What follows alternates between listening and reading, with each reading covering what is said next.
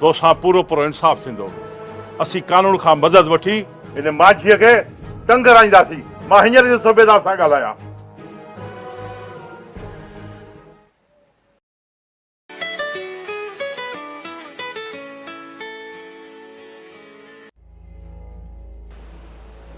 हारे sir. Inspector, मुआरे कमदार जे case जो छा थियो? पोस्टमार्टम रिपोर्ट मुताबिक़ ऐं शाहिद जे शाहिदनि मुताबिक़ मुंहिंजे खिलाफ़ FIR कटे छॾी आहे। सूबेदार, मुंहिंजे कमदार जे पुट जो नाहक खून थियो आहे। हिननि सां हक़ थियणु खपे। असां पूरी कोशिशि कंदासीं त मुजरिम खे जल्द खां जल्द गिरफ़्तार कयूं। सूबेदार, तव्हां अॼु हुन छोरे जे घर ते चढ़ाई कयो। किथे छोरो भॼी न वञे। रेस, तव्हां घोड़ा ॿधी सुम्ही पओ, बाक़ी कमु मुंहिंजो आहे। बाबा वरी भी बादशाह पीर जी झोली थी मूंसां इंसाफ़ कराइजा। इन छोरे मांझीअ खे मुंहिंजे अखियुनि जे साम्हूं टंगराए त मां पंहिंजनि अखियुनि सां ॾिसां मुंहिंजो अंदर उथरे अंदर। कमदार, तूं कंहिं ॻाल्हि जो फिक्र न कर, बस कमु थी वेंदो। महिरबानी महिरबानी।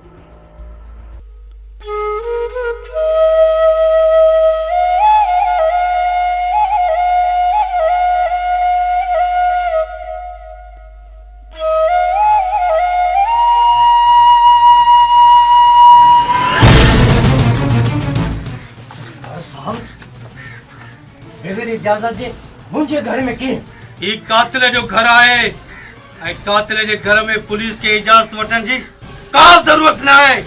तलाशी वठो हिननि जी।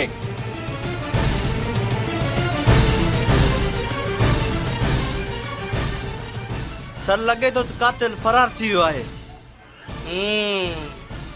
कातिल फरार थी विया, पर कातिल जो पीउ त मौजूदु आहे न।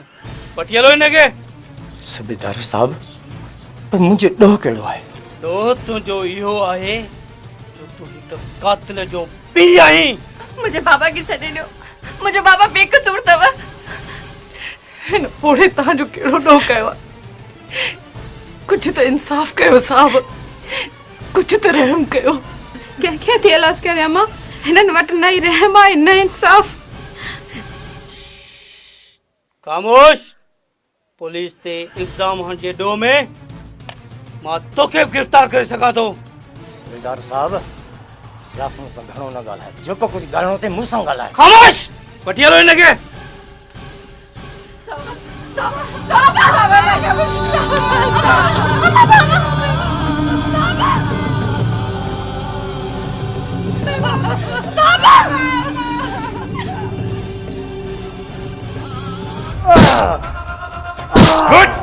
गुड ऐसा इन हरामी जो पतो न थो ॾे।